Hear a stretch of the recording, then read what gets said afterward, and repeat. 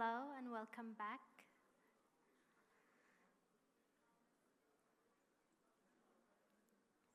Our panel, my favorite personal one, will start right away. This panel is about literary translation in publication. Our moderator of this panel is Shuk. Shuk is a poet and translator whose most recent translation include George Carlos' Pigs in Delirium and Mario Bellatin's Mishi Mahed. Since living for 2 years in Kurdistan, they have collaboratively translated over a dozen writers into English and Spanish. Founder of Foni Media, they direct Kashkol Books in the Kurdistan region of Iraq and Avion at Gato Negro in Mexico City. I would like to invite Shuk and our panelists to the stage.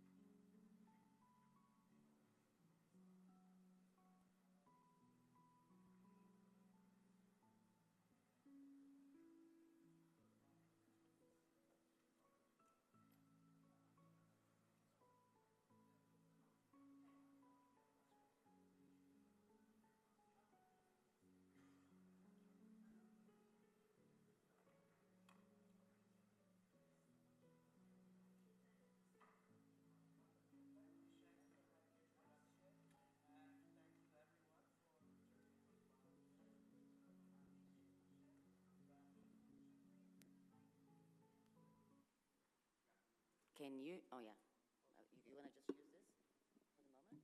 Oh, I think now it's working. Great. I'll save the singing for the next panel. But I'm really grateful that everyone's come back from lunch. It's always lucky when you draw the panel right after everyone's filled their bellies with rice. Today has been another beautiful day. I told someone at the end of yesterday that I could tell it had been a success because of all the smiles I saw walking through the book fair and the conference hall. I'm not sure how the university can use that metric, but for me it was very telling. I'm excited to be here to talk about literary translation and publishing, and I'm really excited about our three guests. I'm going to introduce each of them very briefly, and then we will kick off a wide-ranging conversation that I hope will provide some insight into what the publishing industry looks like for literary translations, particularly from Kurdish, in the English language world. Here next to me, I'm really honored to have Öykü Tekten, a wonderful poet, translator, and one of the co-founders of Pinsapo Press, based between New York and Granada in Spain, and perhaps a few other places as well. We also have Kiristofer Merrill, a poet, journalist, and the longtime director of the International Writing Program at the University of Iowa in the United States. And we have Sarah, at the end, who is an editor and publicist at Archipelago, one of the greatest independent publishing houses in the United States for translation. And Sarah, if it's okay, I was going to ask you an initial question. I wondered if you would basically tell us a little bit about Archipelago and what you do there, and also a little bit about how the great Kurdish novelist Bakhtiar Ali fits into the picture at Archipelago, as you've now published several of his books in English. Thank you. I'm honored to be here with you all. Archipelago was founded in 2003 by Jill Schoolman, who is still the publisher there. We are 5 people in total, and we publish 15 books a year, all in translation from different regions. Also 3 picture books a year. Bakhtiar Ali came to be part of Archipelago's list through the literary agent Nicole Witt, who is based in Frankfurt in Germany. She was agenting for Bakhtiar Ali, and my boss, Jill Schoolman, our publisher, has a long-time relationship with Nicole Witt. They have a friendship, and they talk about literature together quite a bit, and Nicole told Jill about Bakhtiar Ali's work. And Jill was really astounded by The Last Pomegranate Tree as it came to be known in English. I think it is a part of our list that expands at least my sense of what a novel can be, and changed my understanding of literature in general. I think it's, in that way, that's kind of what we are often seeking, is books that really surprise us.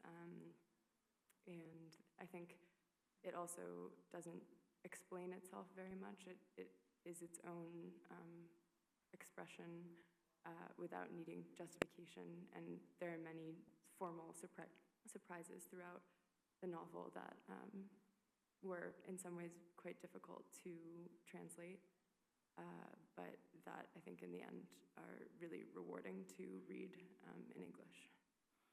Sarah, I heard a rumor going around that Archipelago's published translations from 42 different languages. Is that true? I think that's the number, yeah, I think. And was Bakhtiar's work the first from Kurdish? Yes, the first in Kurdish, yeah. Cool. Yeah.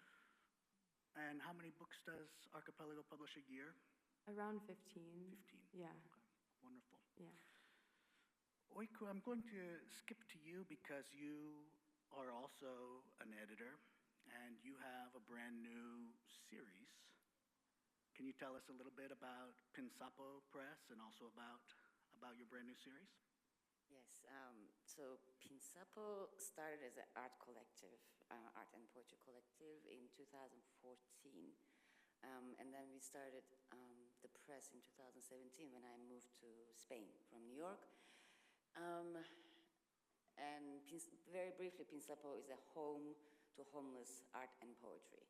Because especially in the United States, it's not easy still to this day to find places to publish translated literature, especially if it's from so-called minority languages like Kurdish. The series that we started, it's our first baby.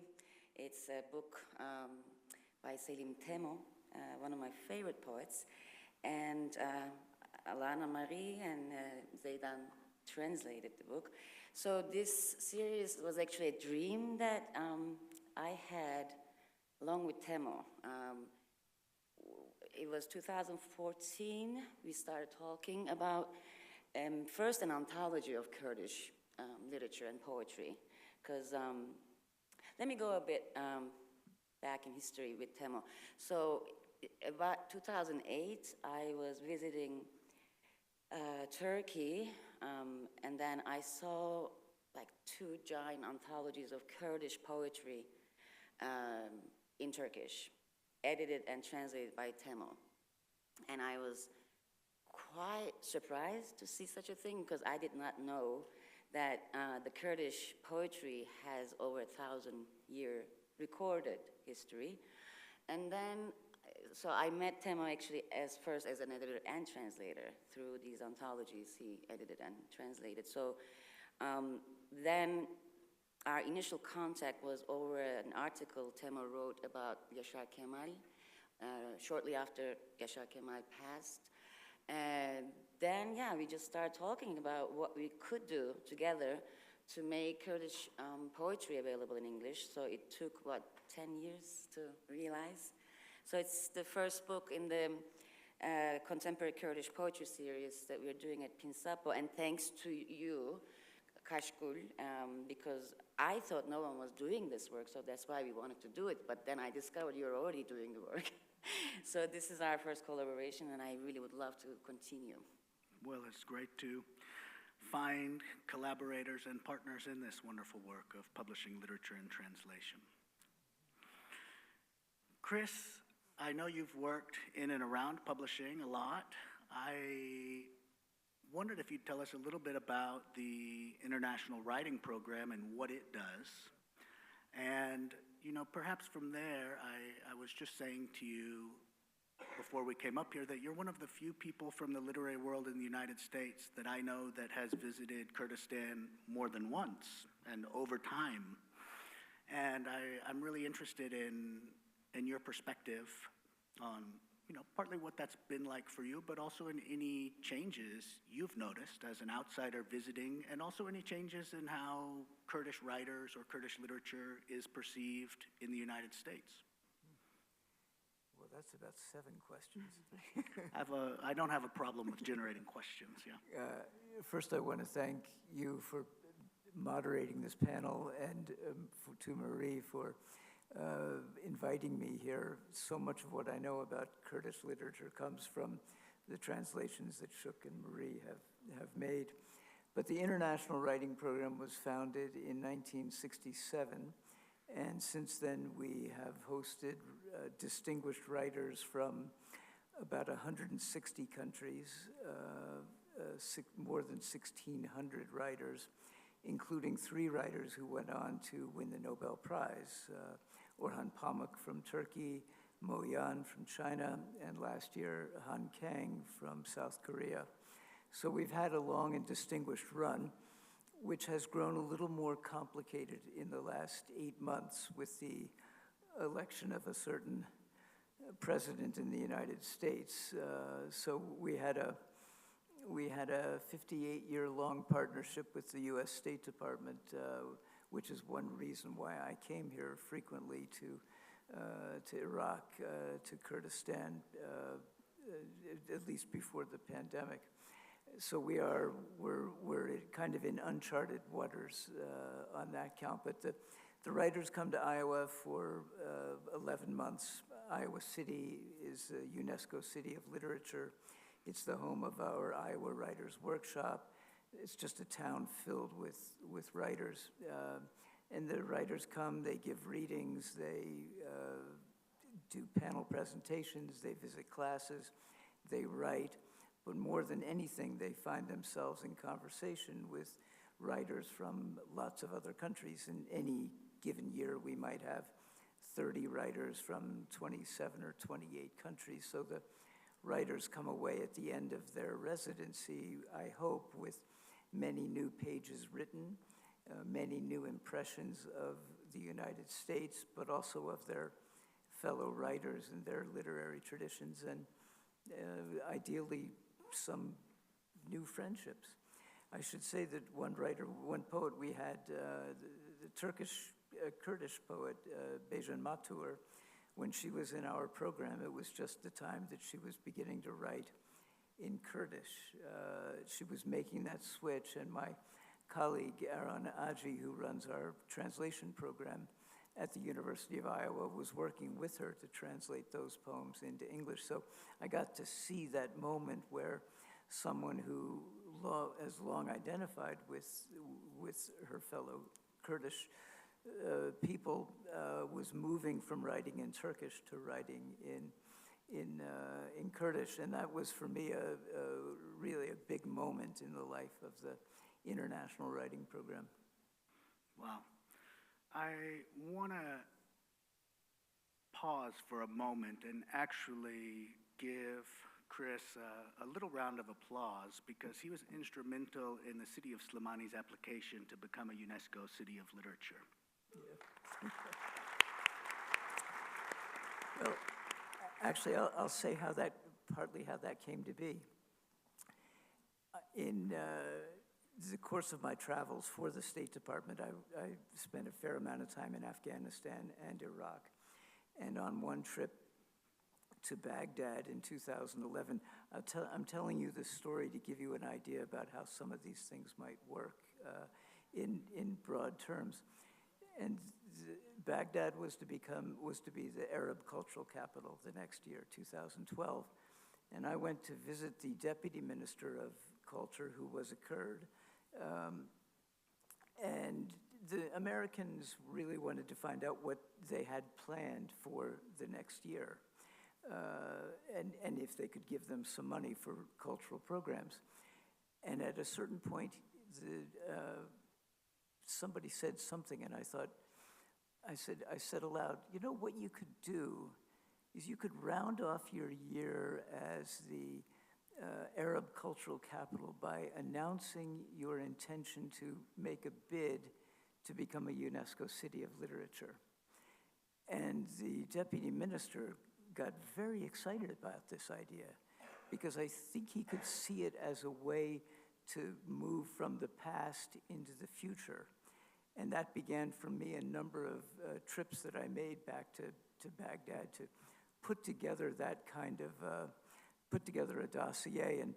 And on one of those early trips, one of the people on the group, the planning group, said to me, you know, we read your dossier for Iowa City, and you're talking about teaching creative writing, but we don't teach creative writing in Baghdad.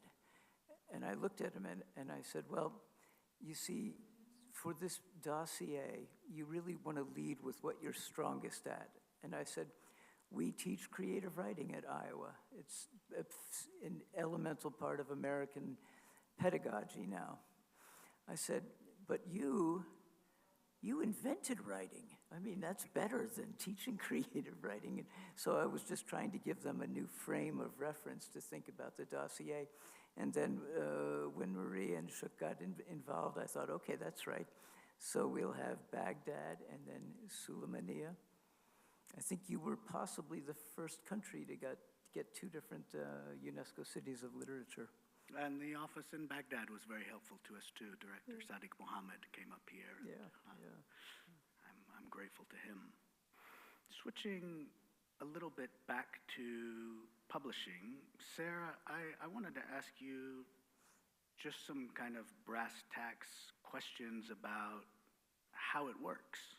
What happens when you receive an email out of the blue with a new Kurdish novel attached to it, freshly translated? Or is that how you receive emails?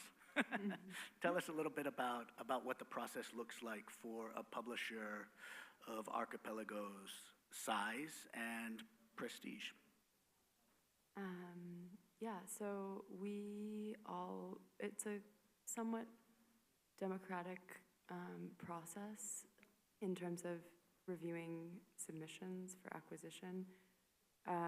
We are all, so I guess there are three of us who are technically editors, including Jill, the publisher, and we all receive submissions separately in our inbox, and we receive many of them.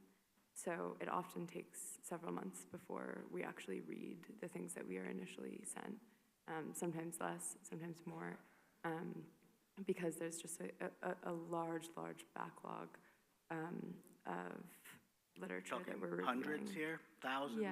Yeah. I mean, and then usually if a book feels promising, what I would do is I would write to two of my colleagues and explain what it is about the book that I love or that is particularly interesting. And then we talk together about whether or not we will publish that book. And it's usually then a process of several years before the book actually comes out, because the translation is usually not finished and there's many steps to go through before publication. It's a very expensive process. The actual reviewing of the email I usually look for, I guess, the translation to be in pretty good shape to begin with. So I think just because we receive so many, that's a kind of opening question, is how does this read in English? But then also considering how the writer has been received in the country of origin, if the story itself feels like it speaks to me or speaks to my colleagues, which is a very vague way of saying that it's just exciting to read, that it carries a weight that feels urgent. But all of these things are subjective, so it's hard to like parse out what it is that makes us decide to publish something or not. Sure. Well, that's part of the magic that makes Archipelago. How much of a novel or book of prose do you need to receive to assess it in this way you're describing? Yeah, I mean, I think one of the trickiest things is because we're working with so many different languages. I think this is partially because there's so few books in the scale of American publishing that are translations. So Archipelago is working with so many different places and languages, which can sometimes be to our detriment because we're working with not a lot of context about the place. None of us are experts in any particular region. So I would say in terms of actual page number, like 15 to 30 pages as a sample is a great amount to review, because I think that gives us a taste, but it also is then we usually would talk to a translator, have the translator review the book, tell us what they think of it, or just talk to the translator who sent us the book more to find out more about the book if it feels like a possibility. Yeah. Thank you. Öykü, I know the process is a little bit different at Pinsapo, and particularly with this new series where you're very actively courting and even seeking to develop translators from Kurdish. Is that correct?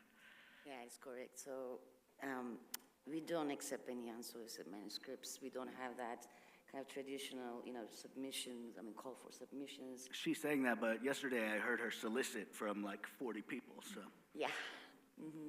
No, we really work with and for friends. Mm-hmm. To me, poetry is all about friendship. Translation more so. Mm-hmm. So Pinsapo is on and about translation, but in a very kind of wide sense of the word translation. So yeah, we also publish maybe 2 or 3 books a year, because we're 3 women, one in New York, one in Paris now, and me in Spain. So we also have maybe 15 other jobs to get by, just to make life happen. So I think we're just a stepping stone for many incredible artists, poets, translators to, get their foot in the door. That's, I think, what we are doing. And again, we are really just all about building community with and for friends. And just also going back to the series, I think it was Temo who got in touch with Zeydan Khalef, who is the co-translator of Temo's book, Nightlands. And then Alana Marie. I call you Alana. I'm sorry. It's like, I prefer Alana. Okay. So, and this is the first time Alana and I have actually met in person. It's been 4 years, right? I haven't met Zeydan yet, but we are friends. So this is all about that friendship. But yesterday when we did the session with some of the translators or soon to be translators, that's super exciting because, the difficulty of finding a literary translator of Kurdish, Sorani, Kurmanji, Zazaki, it's quite difficult. But I think Kashkir is really doing amazing work by bringing, the translators together, or you're doing important work in terms of publishing the translators' work in the West. It's, and then you're also doing Spanish, How many languages you're doing, actually? I'm curious. Kashkul, how many languages you have been working with? Translations from Sorani into English and Spanish, mostly. But we've been working increasingly with more variants of Kurdish, as well as Arabic, I guess. Okay. We recently did an anthology from Kiramanshki, Zazaki, and we have one forthcoming from Haurami, which I'm really excited about. Amazing. Both edited by Giar, who's out there somewhere. Thank you, Giar. Speaking about emerging translators, or I believe the phrase you used, which I love, is soon-to-be translators. Mm-hmm. I wondered, this is, a question for all three of you, what resources you might suggest to some of these soon-to-be translators? I mean, obviously the linguistic abilities are one part of the package, but I've heard several friends over the last couple days talking about their unfamiliarity with the whole literary culture. How can young people, particularly here in this region, connect with some of the resources that might aid them on that journey from soon to be to new or nascent?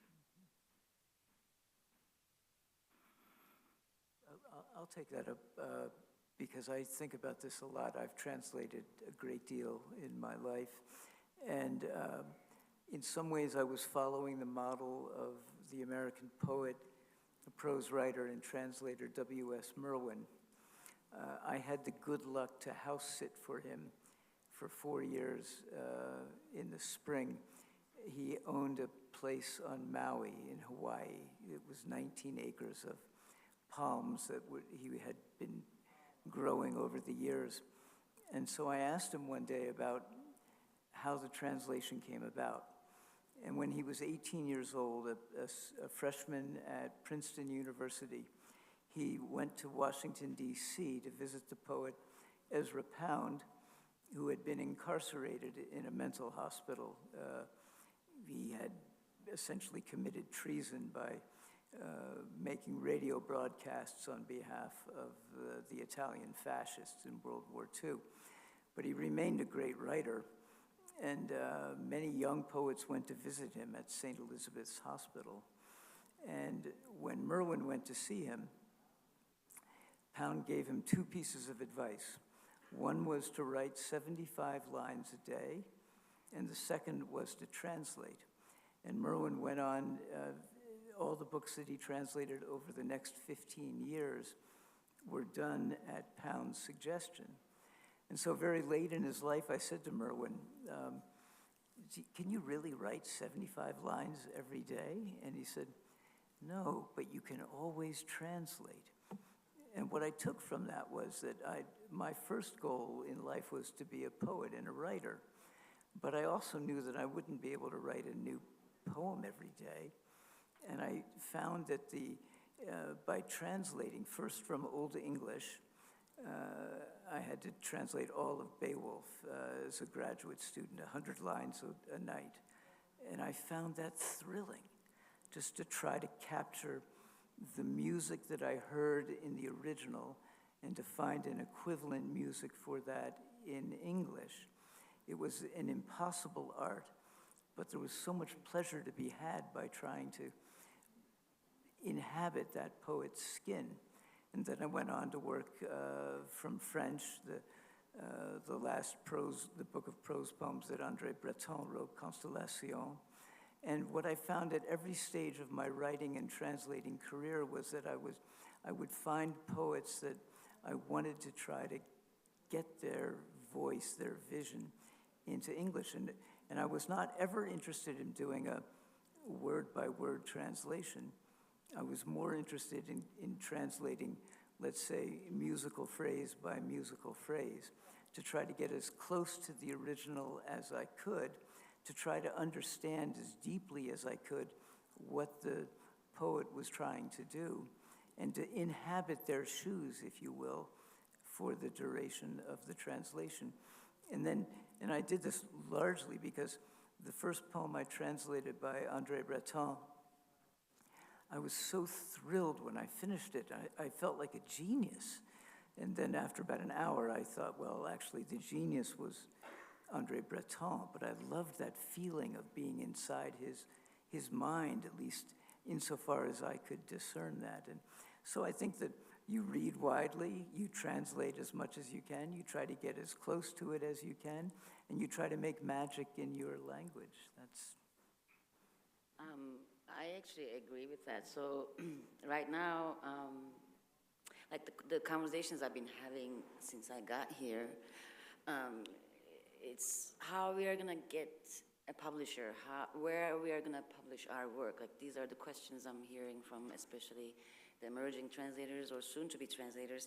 I suggest you just keep doing the work. Is it 75 lines a day or 5 or what? Just keep working.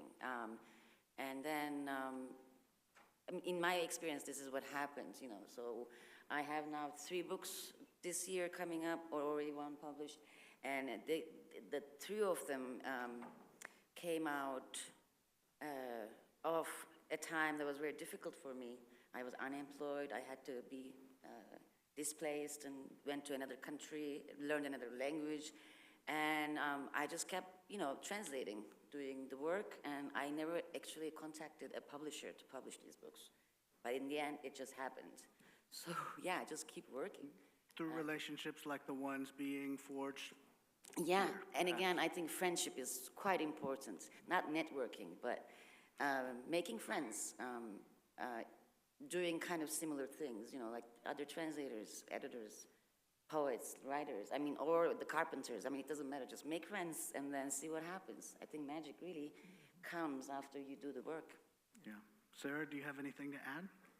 I don't really have much to add. I think those are great points. I guess the only thing is being in touch with other translators, and that's part of the friendship thing. Just asking for guidance, sharing your work with peers. I think all of these things help.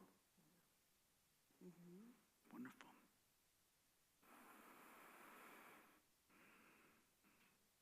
What do you think? I think the same thing. You know, I think relationships are so key, and you know, perhaps that gets back to the core of what translation is. It's a relational art. You have a relationship with the poet or writer you're translating. Hopefully a good one. Sometimes it's better to translate living poets, and sometimes halfway through the translation you wish they were dead. But it's a relational art, and I think that extends to the way translations move through the world. I'm wondering, you know, I'm thinking about scale somewhat too, and I'm wondering if you guys who run publishing houses now could give us a sense of what success looks like for you when you publish a translation. Whether that's, you know, reviews in certain places or sales of a certain number. What does it look like for a book to be successful at Archipelago? And what does it look like for a book to be successful at Pinsapo?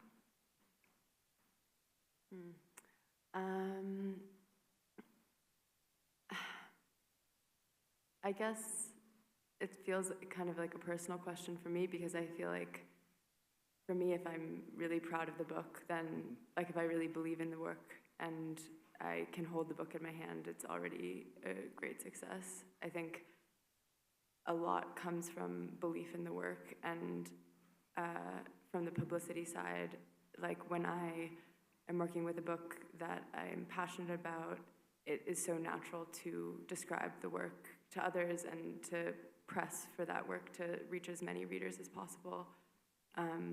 Sarah, can you tell us just briefly what your work as a publicist entails? Yeah. So there's another publicist also at Archipelago, so I work closely with her, and we just write about the books, describe them, write to critics, talk about the books in that context. It's also marketing, so it's getting the books out on our newsletter and on Instagram, whatever, that just kind of spreading the word about the books as much as possible. And I think the most important aspect of this is, and also the most fun aspect of this, is reading the book very closely, taking notes, and trying to describe what it is that this book does. That's why it's a work that feels like it matters to me. And so when that has an effect, sometimes it doesn't. Like, there's a book that we published a few years ago where we are all very passionate about this book. We put so much energy into it. There were good reviews, but it didn't sell very much. But it's still a book on our list that I think we're all like feel is a success. It's just you can't really anticipate who wants to read what when. And I think it doesn't matter, because the fact that it exists in the world, someone will encounter it, and I think that's much more important. Yeah, it's a very beautiful idea. Well, I guess me being here with Temo and Alana is I think the biggest success. They say there's no greater success than when you've Really? been invited to speak at the Kurdish Studies Forum. Absolutely. I mean, it's you know, the excitement of, it's, I'm here. I mean, I think that is quite important for me to like bring an actual book. It's in my hands. It's also, you know, at the Kashkir table. And then I saw yesterday, you know, some young students got to know Temo's work for the first time. Seeing, I mean, it was a dream that came true. And then also this year last year, sorry, this book came out last year. And the Anagreki book, these are the two books that they're sold out within a year. I think that also says a lot. These are the first books Pinsapo published that are sold out within a year. So I don't know. It's just, you know, I really believe in the physical quality of a book. I need to like have it in my hand. And then making connections, furthering the friendship through an actual physical object. That itself is a success story, because again, it took 10 years to have a book in physical form. So, yeah. Wonderful.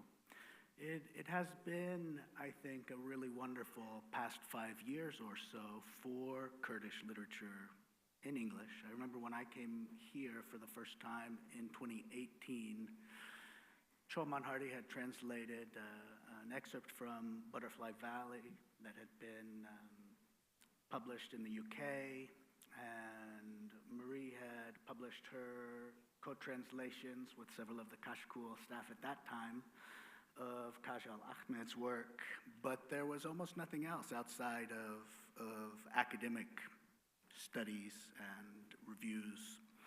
And since then, we've seen the publication of Temo, we've seen Bakhtiar Ali's work continue to gain prominence, we've seen 2 books by Farhad Birbal, we've seen the first ever National Endowment for the Arts Translation Fellowship for translating Hero Kurda's work.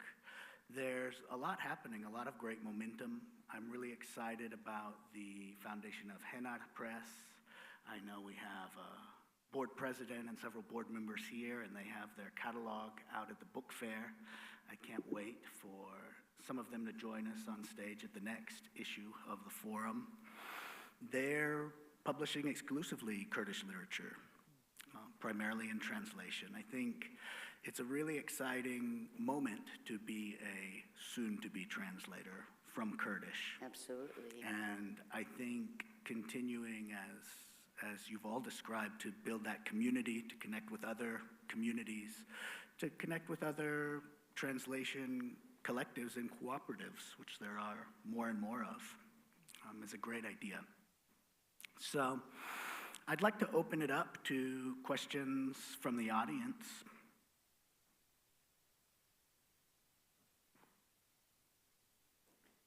You're doing digital Q&A. Who let the dogs out? Chris, someone asks, what are the difficulties in translating a poem, trying to keep the musical form of the original text alive? Does that come at the expense of meaning? It's a great great question. It's an impossible question to answer, too.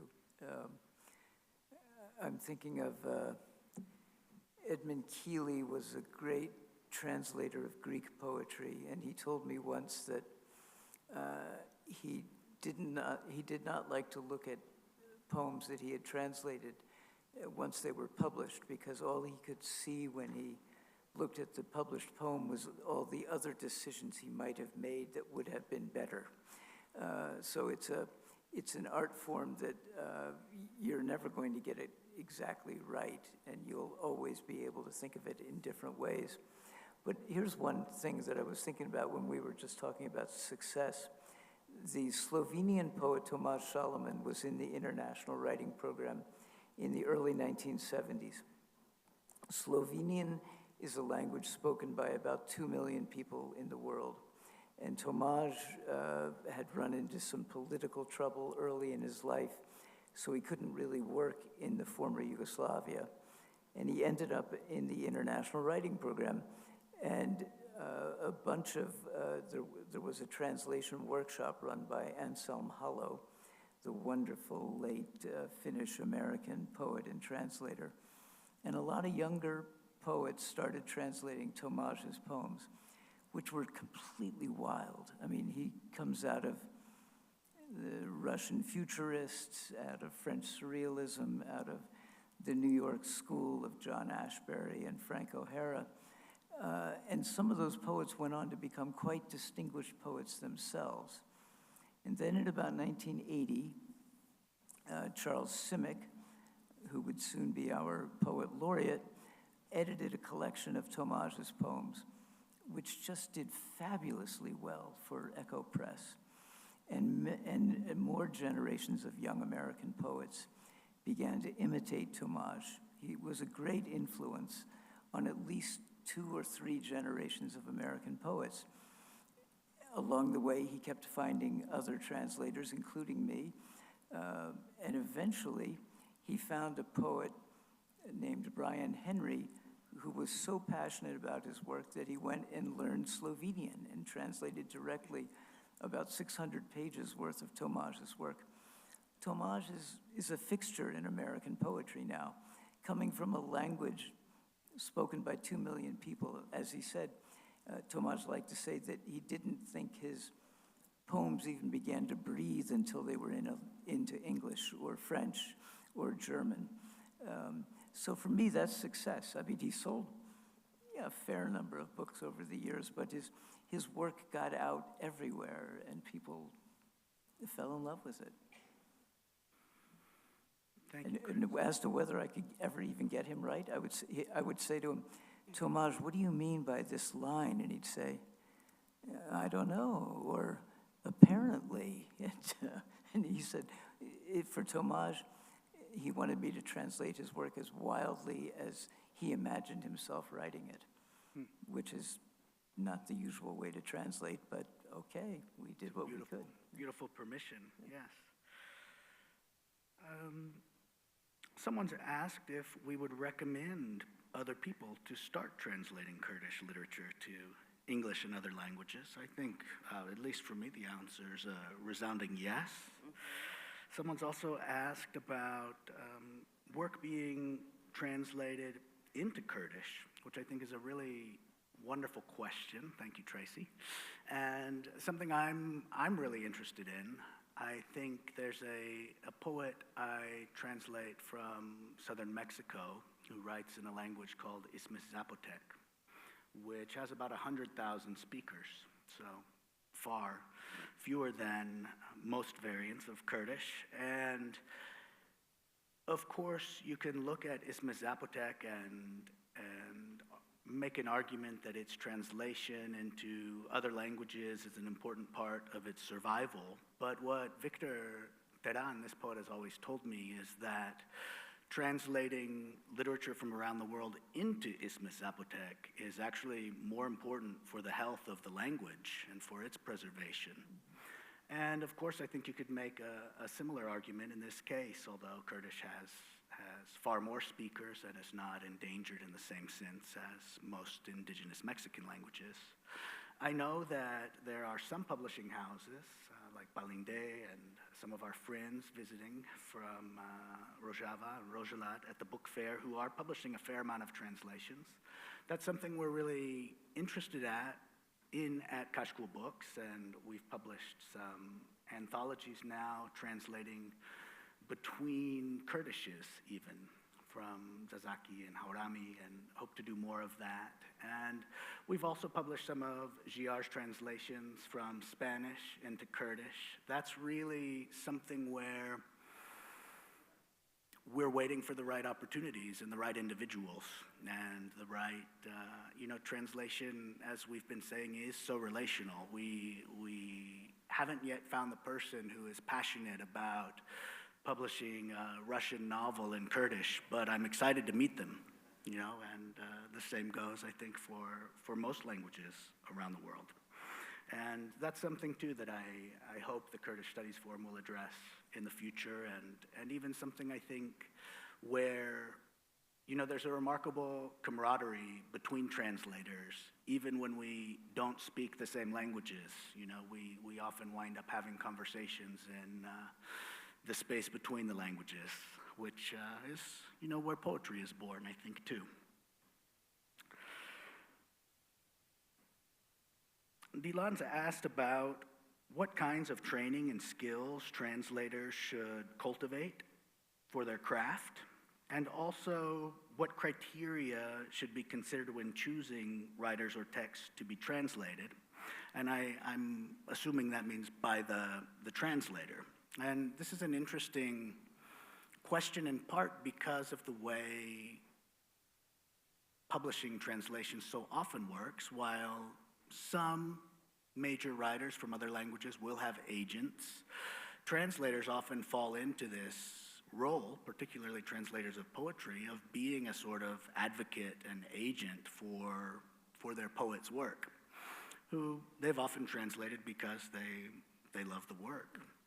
What would you three say, both about that question about, key skills for aspiring translators and the criteria for choosing what to translate?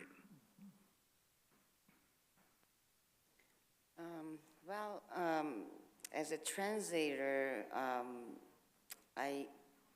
it's subjective, right? It's like all what we are doing is very much subjective.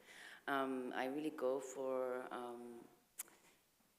the poems I love, right? And also you have to think in a very political translation, like everything else is political.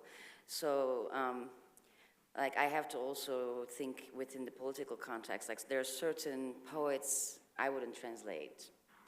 If there's a war happening in one of these languages that I'm translating from or into, I don't want to be a war translator because especially in the US, the translation is very much tied to the war economy.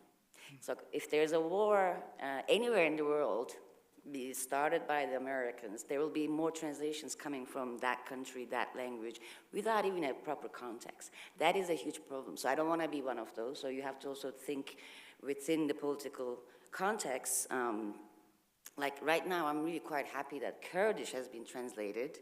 There's an increasing interest in Kurdish, even though, the war against Kurdish hasn't ended yet, but there's not a major war started by, the Western countries.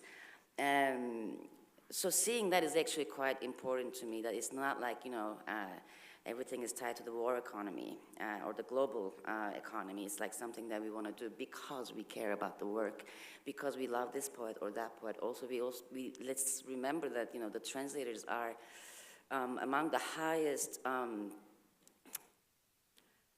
Translation is one of the highest scholarships you can think of, and in terms of preserving a culture.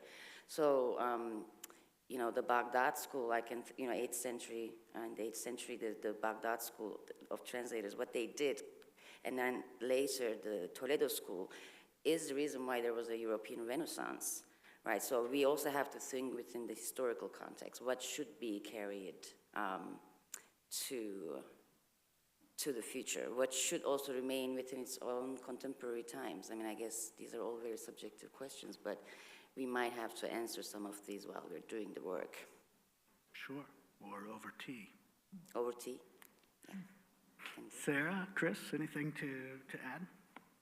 I think, yeah, what you said about loving the work is very important. I think the most important thing is that you have a personal love and passion for the work, because I think that really shines through. I think other things outside that might affect, I mean, in terms of thinking towards the audience of readers who you imagine will read the work in the language, the target language that you're working with, I think that in some ways for me is less important. Like, I don't think you need to conceive of what you imagine that community might want to read. I think that sometimes gets in the way of, if you love the work, if you love working with the poetry or prose, then that's the most important thing. Yeah, I would say, I once asked Merwin about that, and he said that the poems he translated all had a certain vibrancy of light.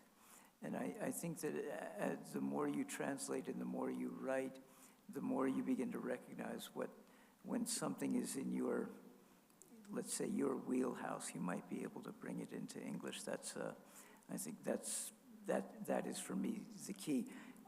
The worst thing is to have to translate something you don't like. I mean, because then you're just going through the motions and you're not likely to find inspiration at key moments. But on the question about translating into Kurdish, it's for young writers, what a way to serve your literary apprenticeship, but by translating works that you've come to love in other languages. A writer who was in our program, Öykü from Malaysia, ended up translating all of Shakespeare into Malay over the course of about 20 years, because he felt that the Malay language would profit from having all of these plays done by somebody who had a great ear for both English and Malay. And I always think that what Eden did was to present a gift to Malay readers everywhere. So that's, he also translated Moby Dick into Malay. I mean, think of it. It's heroic. Yeah.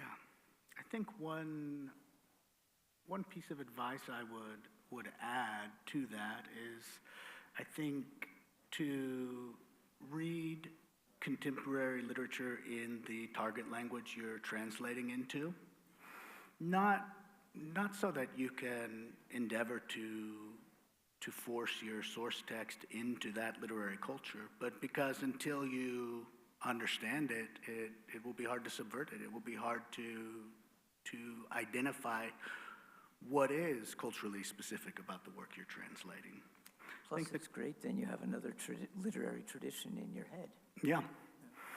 And I mean, the question of how to choose what to translate, I think it's there are lots of reasons to translate things. You know, my earliest translations as a teenager were certainly not for publication. They were born out of my enthusiasm and my desire to share a text with someone else. Even today, you know, I tend to translate fairly compulsively, and a lot of it I assume will one day be published, but certainly not all of it. Sometimes you translate a text because you want to understand it better, because you want to learn to write something that way or not that way. And, you know, sometimes you translate things for money. Sometimes you get to translate things for love, and sometimes you get to do them for both in varying combinations.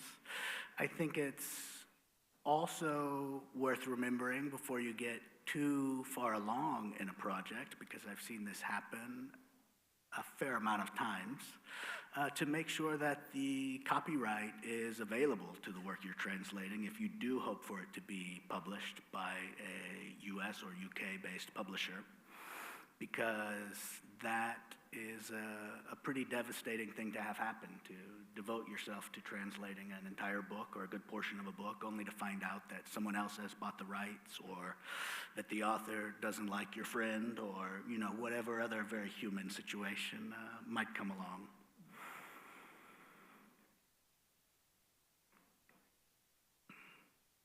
This is, how are we doing on time?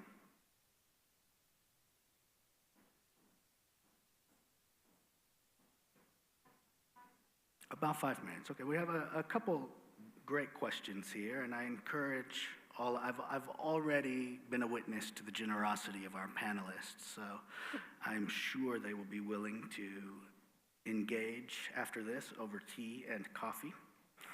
I will ask this of you, Sarah, and you, Öykü. What depth of editorial work do you put into a manuscript once you've accepted it?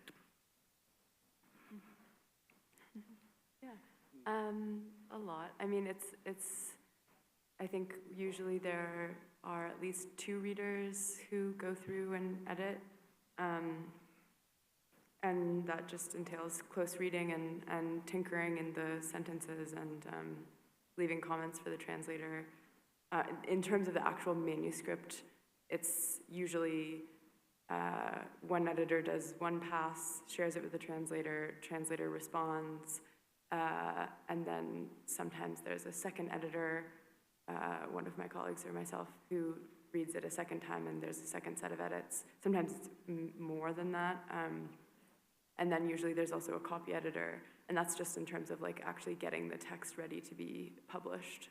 But then of course there's all the other aspects of the publishing process that come later. Mm-hmm. Yeah, I mean, the editorial process is one of the most crucial parts of getting a book ready for publication. And like with Nightlands, so Temo and I have a common language, which is Turkish. And then Alana, Zeydan, they did the translations from Kurmanji. But then also as an editor, I had to understand what has been translated from Kurmanji into English. So we did a very thorough and relatively long process of editing the book. It maybe, I don't know how long, but it took a while. But in that process, it was actually quite unique because, you know, here there is the poet. Our common language is not the languages that we are translating to and from. And then also I'm working with Alana and Zeydan, you know, separately. And in the meantime, there are 3 languages in the room. And then at the end, I would watch for every word, every comma in this book. You know, it's quite, especially also, you know, if for the young ones or the emerging ones, I wouldn't say it's not about age, sorry, emerging ones. The editorial process really teaches you a lot, more than a classroom, more than a workshop you do in a more academic setting. Like, to find a good editor should be your focus more than the publisher. I really do suggest that. So, yeah. And in the case of that book in particular, the poet himself was quite involved, right? Oh, yeah, incredibly. And so, just to say a few more words about the series, because we are only working with contemporary poets who are with us, and also only the poets who write in Kurdish. Because, you know, Pinsapo is also publishing a couple of Kurdish writers who write in Turkish. So they're not included in the series because they're writing in Turkish, even though they're ethnically Kurdish. So I really, when I started translating, I was only translating poets who are no longer with us. But once I tasted the pleasures of working with a poet who is with us, I can call like in the middle of the night and ask questions. You know, that was poets love that. Amazing, yeah. And so, yeah, I think everyone should be involved in the process. Yeah. Yeah, the poet, the translators, the editor, the mailman. I mean, everyone really. Like it's quite a joyful process then, And I would like to keep doing that. I believe we have a few more copies of that book for sale at the book fair, and you will be presenting it tomorrow afternoon, I believe. I encourage you all to check it out and come back. Sarah, where can our guests learn more about Archipelago? Please come talk to me. That's one place. And then we have a website, which is just archipelagobooks.org. But I'd love to talk to anyone who wants to talk. Great. What about IWP in Pinsapo? iwp.uiowa.edu, and I'm always happy to take questions. Great. Pinsapo, you online? We are online, yeah, pinsapopress.com. Awesome. Thank you to our three distinguished panelists, and thank you for all of these wonderful questions and for being our guests.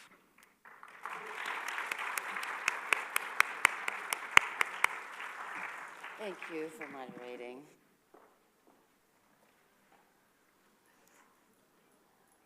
You've been all thanking us for arranging this forum on stage and off stage. I feel like we also have to thank you for being such an amazing audience today. We will like you all back for that reason in 10 minutes. The coffee break is only 10 minutes, 10 to 15, please. And then we will start reading poetry in multiple languages.